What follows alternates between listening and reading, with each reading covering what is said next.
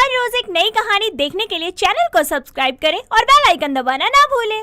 सुमित अपनी कॉलेज में पढ़ने वाली लड़की राधिका से प्यार करता था, जिसके चलते उसने एक दिन बिना अपनी माँ साधना को बताए राधिका से शादी कर ली और उसे घर ले आया। साधना को राधिका पसंद नहीं आई, लेकिन अपनी बेटे की खुशी के लिए उसने अपनी बहू को अपना लिया। लेकिन आए दिन दोनों सास बहू के झगड़े सुमित का सर दर्द करते थे। ऐसे ही एक दिन राधिका घर की सफाई कर रही होती है और सुमित हॉल में बैठकर अखबार पढ़ रहा था।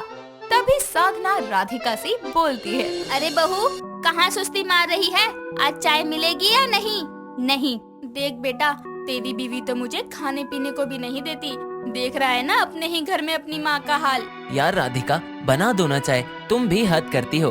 राधिका सफाई को छोड़कर झाड़ू फेंकते हुए बोलती है, तुम्हारी माँ के नखरे झेलने के अलावा भी ना घर में 100 काम होते हैं मुझे, लेकिन नहीं, तुमको तो अपनी माँ ही दिखती है। ला रही हूँ चाय, लेकिन अब सफाई ना अपनी माँ से ही करवा लेना। राधिका रसोई में चाय बनाने चली जाती है और बेचारा सुमित माँ से तो बोल ही नहीं सकता था सफाई करने को, इसीलिए वो खुद ही बची हुई सफाई को पूरा करता है। कुछ ही देर में राधिका साधना को चाय बनाकर दे देती है और उसको पीकर साधना बोलती है, आधी कच्ची चाय ही पकड़ा दी। देख ले बेटा, दिल से नहीं बनाई इसने। हाँ, दिल से नहीं बनाई, क्योंकि मेरे दिल में आपके बेटे ने कोई एलपीजी सिलेंडर नहीं लगवाया ना, जो वहाँ आग लगा के उबालती। तेरी बातों से तो लग रहा है कि चाय गैस जला के नहीं, दिल जला के बनाई है। बस करो यार माँ, आपने चाय बनाने को बोला ना, बना दी, अब पी लो। हाँ सही है, शादी हो गई, बीवी आ गई, अब माँ की क्या ही जरूरत है, ऐसे ही चुप करवा दो। यार मैं ही चला जाता हूँ, आप दोनों रहो। बेचारा सुमित अपनी माँ और बीवी के बीच पिसता रहता है, इसीलिए अक्सर वो इनकी लड़ाइयों से दूर भागता रहता था। लेकिन उस दिन दोनों को ये एहसास होता है कि उनकी वजह से सुमित कितना परेशान है, इसीलिए दोनों ही उसको मनाने के लिए रात में उसके लिए खाना बनाने की तैयारी करती हैं। एक तरफ रसोई में राधिका फ्रूट और वेजिटेबल सैलेड बनाती है, तो दूसरी तरफ वहाँ आकर साधना आलू के पराठे बनाने की तैयारियां करती है, जिसे देखकर राधिका बोलती है, कितनी भी मेहनत कर लो, सुमित तो मेरा बनाया हुआ हेल्दी फ्रूट सैलेड ही खाएगा। घास फूस खिला खिला कर मेरे बेटे को पतला दुबला कर दिया है, आज तो वो देसी घी के पराठे ही खाएगा। दोनों ही तैयारियों में लग जाती है। शाम के समय सुमित घर आता है और हाथ मुंह धोने के बाद टेबल पर बैठकर बोलता है, अरे राधिका, खाना दे दो, भूख लगी है।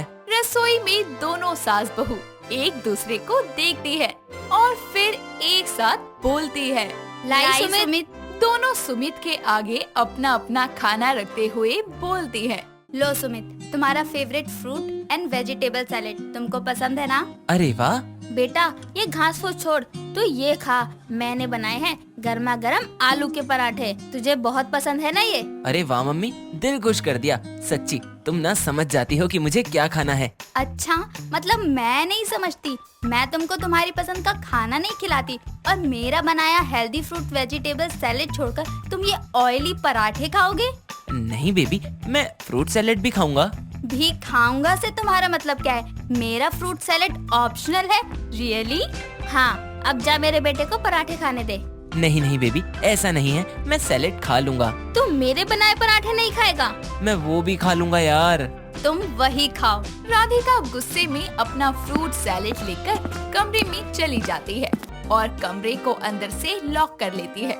बेचारा सुमित पीछे पीछे आता है और कमरे का दरवाजा खटखटाते हुए बोलता है, बेबी यार, कमरे में तो आने दो, सोऊंगा कहाँ? अपनी माँ के कमरे में सो जाओ, उनके आंचल में छुप जाओ। बेचारा सुमित, बीवी गुस्से में सैलेड ले जाती है और माँ गुस्से में पराठे, और वो भूखे पेट सोफे पर सो जाता है। ऐसे ही दिन गुजरते हैं और कुछ दिन बाद सुबह सुबह ऑफिस जाते हुए सुमित को राधिका रोकते हुए बोलती है, सुमित, याद है ना, आज शाम को डिनर पर लेकर जाओगे मुझे, तुमने प्रॉमिस किया था। हाँ जान, याद है, तैयार रहना, मैं आ जाऊंगा टाइम पर। राधिका खुशी से अपने कमरे में जाकर ड्रेस सिलेक्ट करने लगती है, लेकिन साधना ये सब बातें सुन लेती है, जिसके बाद वो खुद से बोलती है, अच्छा बच्चू, मेरे बेटे के साथ डिनर पे जाने का इरादा है। मैं भी देखती हूँ बहू कि तू आज कैसे लेकर जाती है उसे। शाम को राधिका तैयार होकर बैठी होती है और जैसे ही सुमित आता है तो उसको तैयार देखकर बोलता है। अरे वाह, मेरी जान तैयार बैठी है, चलो चलते हैं डिनर पर। दोनों निकलने लगते हैं कि तभी साधना कमरे से आकर आवाज लगाकर बोलती है, हाय राम ये दर्द, भगवान मुझे उठा ले। उसकी आवाज सुनकर सुमित भागा भागा अपनी माँ के कमरे में जाता है और उसको संभालते हुए बोलता है, माँ क्या हुआ? तुम्हारी आवाज सुनी अभी, बताओ माँ सब ठीक तो है? बेटा मेरे पैरों में बहुत दर्द हो रहा है, चला ही नहीं जा रहा। अरे क्या करूँ, डॉक्टर के पास ले चल मुझे। हाँ माँ चलो, हम अभी डॉक्टर के पास चलते हैं। सुमित के ऐसा बोलते ही साधना के चेहरे पर हल्की सी मुस्कान आती है और ये देखकर राधिका समझ जाती है कि उसकी सास नाटक कर रही है, जिस पर वो सुमित से बोलती है, सुमित माँ जी नाटक कर रही हैं ताकि हम डिनर पर ना जाएं। तुम छोड़ो इनको और चलो। तुम पागल हो गई हो क्या? माँ को ऐसी हालत में छोड़कर मैं डिनर पर जाऊँ? तुमको जाना है तो जाओ, मैं माँ को डॉक्टर के पास लेकर जाऊंगा। सुमित राधिका को सुनाकर अपनी माँ को डॉक्टर के पास ले जाता है।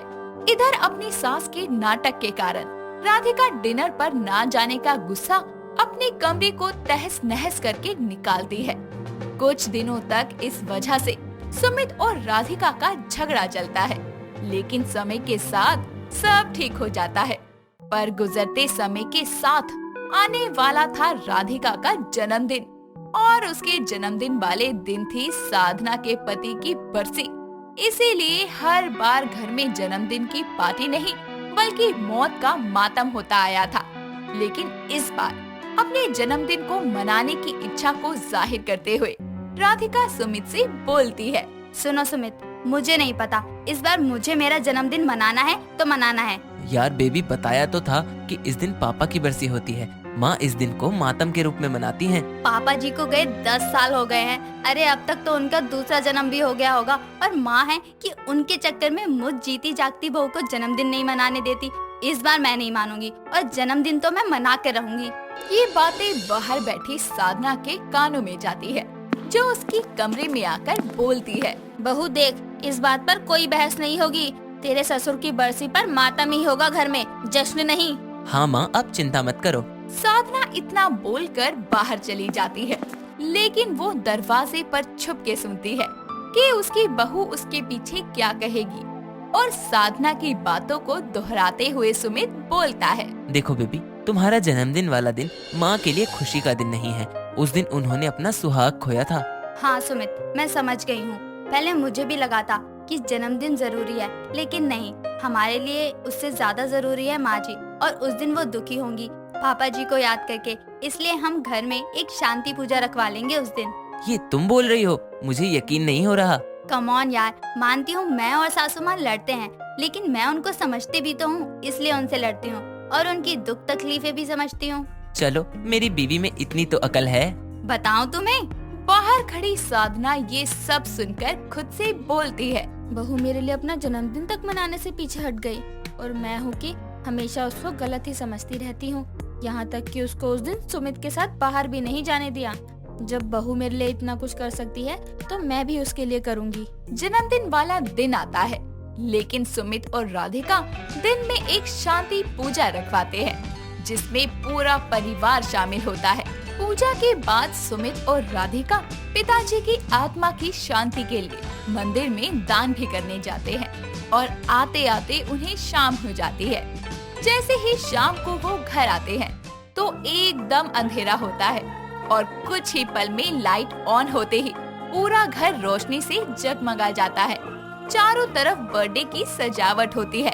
तभी मेहमानों के बीच में से साधना सबसे आगे आकर बोलती है, जन्मदिन मुबारक हो राधिका बहू। माँ जी, ये सब आपने किया, wow, thank you so much. पर आज तो पापा जी की बरसी थी और आपको इस दिन जश्न पसंद नहीं है। जाने वाले का दुख हमने दिन में मना लिया पूजा करके। अब अगर इस दिन वो गए थे तो तू भी तो इस दुनिया में आई थी, तो इस बात की खुशी भी तो मनानी थी, इसलिए शाम को ये पार्टी रख ली मैंने तेरे लिए। अपनी सास को ये सब करता देखकर राधिका बहुत खुश होती है और उसके गले लग जाती है। ये देखकर सुमित बोलता है, वाह, इस बार मुझे कुछ करना ही नहीं पड़ा और ये दोनों अपने आप ही मिल गईं। शुक्र है, वरना हर बार माँ वर्सेस बीवी के चक्कर में मेरी बलि चढ़ती थी। अब ये दोनों ऐसे ही रहें। सुहानी और निहारिका दोनों बहनें एक ही कॉलेज में पढ़ती थी। दोनों ही बहुत ज्यादा गोरी और चिट्टी थी। दोनों हमेशा से ही ब्लैक कपड़े पहना करती थी, फिर चाहे वो इंडियन हो या फिर वेस्टर्न। पर दोनों बहनों के स्वभाव में जमीन आसमान का अंतर था। सुहानी बहुत ही संस्कारी थी, तो दूसरी तरफ निहारिका बहुत ही ज्यादा बदतमीज और घमंडी थी। उन दोनों का एक दोस्त था, विशाल, जो कि बहुत ही ज्यादा सिंपल और थोड़े सांवले से रंग का था। वो मन ही मन निहारिका से बहुत प्यार करता था और सुहानी विशाल से प्यार करती थी। ऐसे ही एक दिन कॉलेज में सुहानी काला सूट और निहारिका ब्लैक शॉर्ट ड्रेस पहनकर आ रही होती है।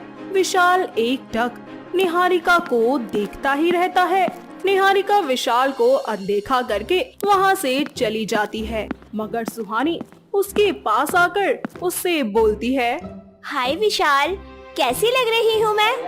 हेलो विशाल, कहाँ खो गए तुम? अरे कहीं नहीं, तू बता कब आई?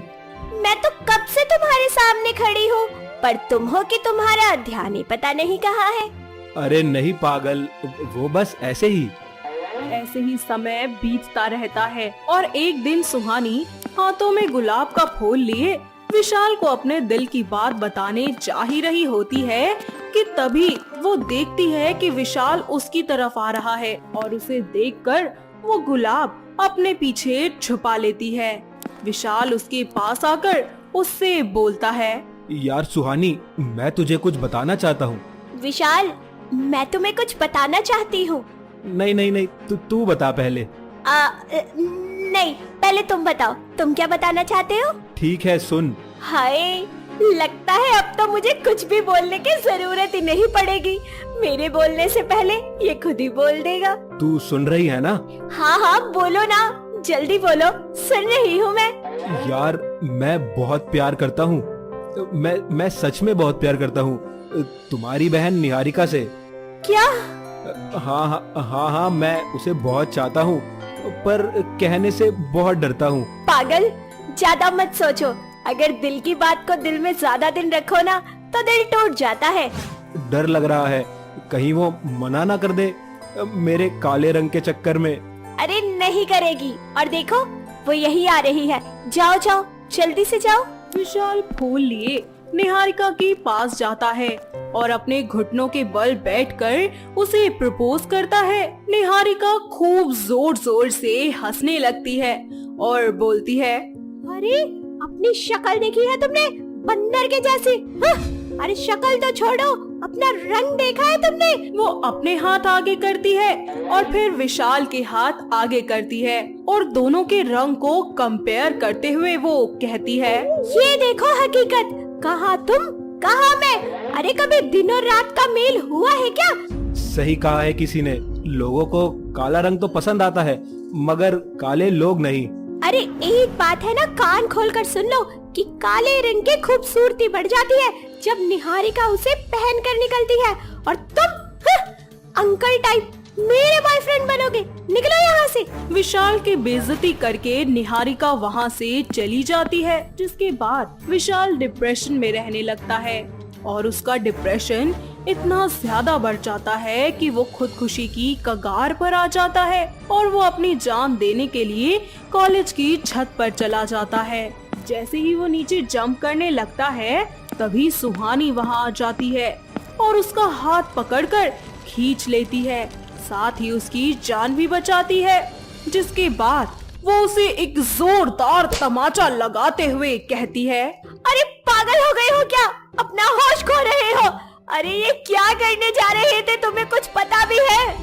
तो क्या करूं? क्या मैं इतना बुरा हूं जो तुम्हारी बहन ने मेरे साथ ऐसा किया?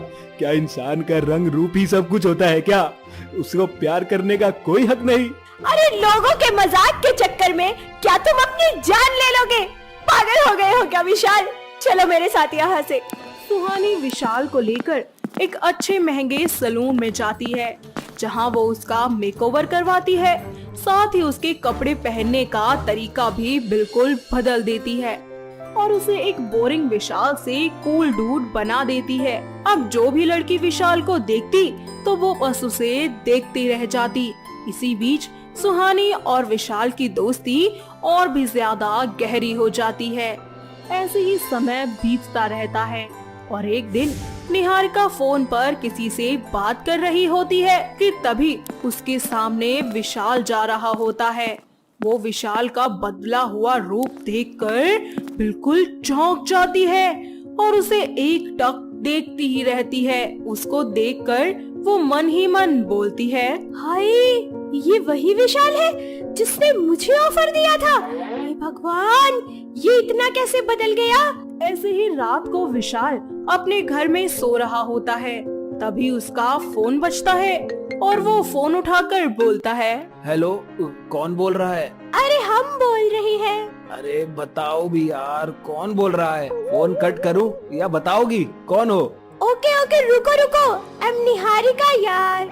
बोलो, कैसे फोन किया? एक्चुअली मैंने तुम्हें सॉरी कहने के लिए फोन किया है। उस दिन मैंने तुम्हारे साथ बहुत रूड तरीके से बात की थी। Please, I am sorry. अरे कोई बात नहीं, जो हुआ उसको भूल जाओ। दोनों यूं ही कुछ देर हंस हंस कर एक दूसरे से बात करते हैं। ऐसे ही समय बीतता जाता है और अब निहारिका विशाल के आगे पीछे घूमना शुरू कर देती है। उसके करीब जाने की कोशिश करती है पर विशाल कोई ना कोई बहाना बनाकर वहाँ से भाग जाता है। ऐसे ही एक दिन सुहानी और विशाल पार्क में बैठकर बातें कर रहे होते हैं कि तभी निहारिका उन दोनों को देख लेती है और उनके पास जाकर बोलती है, सुहानी, तू यहाँ क्या कर रही है और वो भी विशाल के साथ? कुछ नहीं, बस यूं ही बातें कर रही थी, पर लगता है कि अब मुझे चलना चाहिए। रुको रुको, तुम यहीं रुको, मैं यहाँ विशाल से कुछ कहने आई हूँ। अब तुम मेरी बहन हो तो ऑब्वियसली तुम्हें भी पता ही होना चाहिए कि मेरी लाइफ में क्या चल रहा है और क्या नहीं, तो तुम भी सुन लो। निहारिका अपने पर्स से फूल निकालती है और अपने घुटनों के बल बैठकर विशाल को वो फूल देते हुए बोलती है, आई लव यू विशाल, क्या तुम मुझसे शादी करोगे? Sorry sweetheart, but you are late. I am not interested in you because you are not of my type. Vishal उसके हाथों से फूल लेकर अपने घुटनों के बल बैठकर वहीं पास में ही खड़ी सुहानी को प्रपोज कर देता है और ये देखकर निहारिका गुस्से से तिलमिला जाती है। प्यार करता हूँ सुहानी से और शादी भी इससे ही करूँगा। ये वो है जिसने मुझे एक दोस्त और प्यार के रूप में स्वीकार किया, ना कि तुम्हारी तरह रंग देखकर। तुमने मेरा साथ छोड़ा।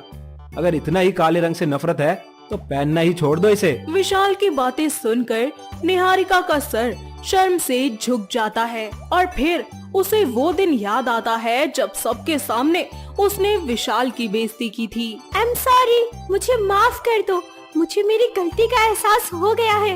मैं समझ गई हूँ कि इंसान का रंग नहीं बल्कि उसकी सीरत उसे अच्छा बनाती है। सुहानी, एक बात मैं तुमसे कहना चाहता हूँ कि तुम काले सूट में बहुत गजब लगती हो। I love you sweetheart. I love you so much. इस तरह कुछ समय बीत जाता है और सुहानी विशाल के साथ अपने घर वालों की रजामंदी से कोर्ट मैरिज कर लेती है और अपनी शादी के बाद सुहानी काले रंग के सूट ही पहनती है। साथ ही निहारिका भी अपनी बहन की खुशियों में खुश हो जाती है और विशाल को अपने जीजू के रूप में स्वीकार कर लेती है। सभी लोग एक साथ खुशी खुशी रहने लगते हैं। शिवानी बहुत ही सुंदर और जुबान से दो धारी तलवार चलाने वाली लड़की थी। वो अपने घर में अपने मम्मी पापा को छोड़कर बाकी सभी से उल्टी जुबान बात किया करती थी। ऐसे ही एक दिन वो रास्ते में फोन पर बात करते हुए जा रही थी कि सामने से तेज रफ्तार में एक ड्राइवर बार बार हॉर्न ब्लो करता है, पर शिवानी फोन पर इतना ज्यादा व्यस्त होती है कि उसे हॉर्न सुनाई ही नहीं देता। जैसे ही वो कार वाला शिवानी को टक्कर मारने आ ही रहा होता है कि तभी एक निक नाम का लड़का शिवानी का हाथ पकड़कर उसे खींच लेता है। How dare you touch my hand, तुम्हारी हिम्मत कैसे हुई मेरा हाथ खींचने की? Excuse me madam, for your kind information, मैं तुम्हें बहुत देर से चिल्ला रहा था। सामने से कार आ रही थी तब भी तुमने कुछ नहीं सुना। मजबूरन मुझे तुम्हें इस तरह बचाना पड़ा। Whatever। इतना कहकर वो वहाँ से जाने लगती है, लेकिन निक उसके सामने आकर खड़ा हो जाता है। आर यू इग्नोरिंग मी?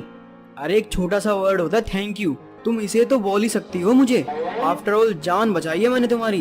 तो चने के झाड़ पे चढ़ जाओगे क्या? बहुत ही इरिटेटिंग लड़की हो तुम, पता नहीं कौन शादी करेगा तुमसे। ज्यादा ही फिक्र हो रही है तो तुम ही कर लो। मैं और तुमसे शादी? अरे इससे अच्छा है जिंदगी भर कुंवारा ही रहूं। ऐसे ही दोनों वहाँ से चले जाते हैं। कुछ दिनों बाद शिवानी अपनी एक फ्रेंड साक्षी के साथ घूमने जाती है कि तभी उसकी टक्कर सामने ही हाथ में जूस का गिलास लिए खड़े निक से हो जाती है और सारा जूस शिवानी के ऊपर गिर जाता है। दोनों एक दूसरे को घूरते हुए देखने लगते हैं। व्हाट द हेल, तुमने मेरा सारा जूस गिरा दिया, अब इसकी भरपाई करो। मैं क्यों भरूं?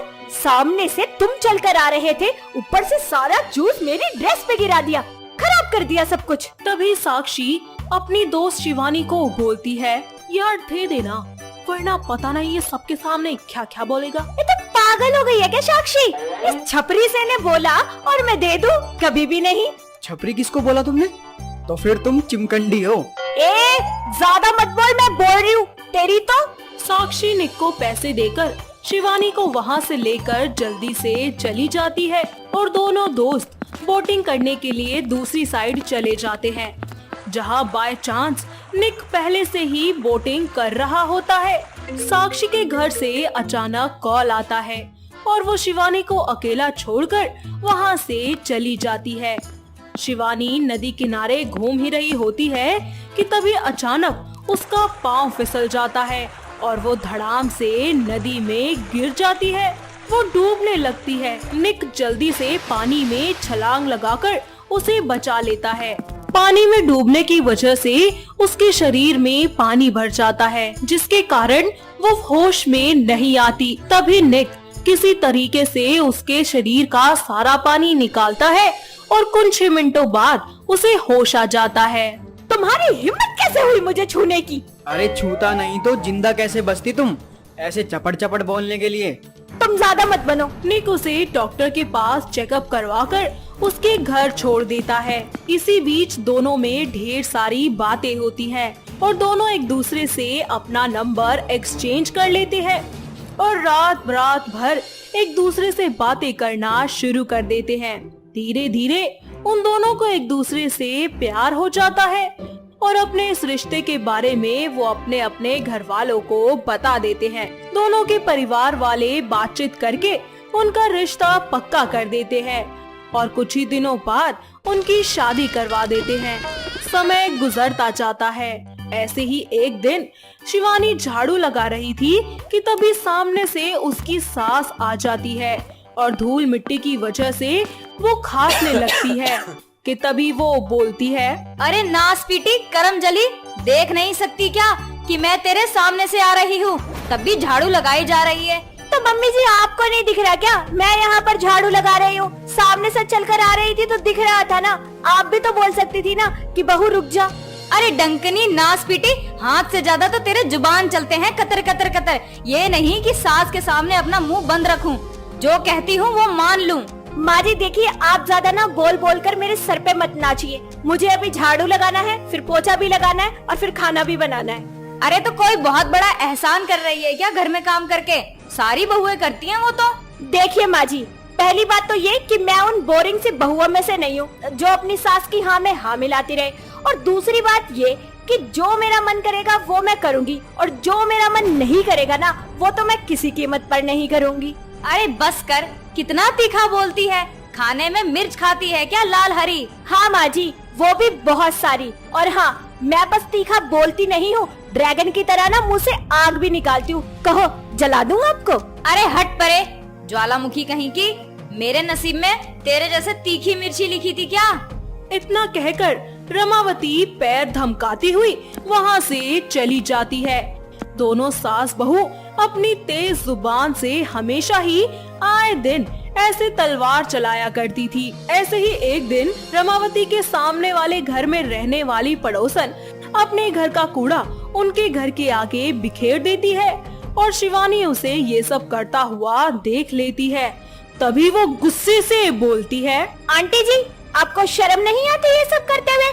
अपने घर का कूड़ा उठाकर मेरे दरवाजे के आगे डाल रही हैं। अरे या के बात होगी, कौन से कूड़े की बात कर है तू? शिवानी गुस्से में अपने घर का सारा कूड़ा उस पड़ोसन के घर के अंदर फेंक देती है और उन दोनों के बीच में घमासान युद्ध छिड़ जाता है और उनकी आवाज सुनकर रमावती बाहर आती है।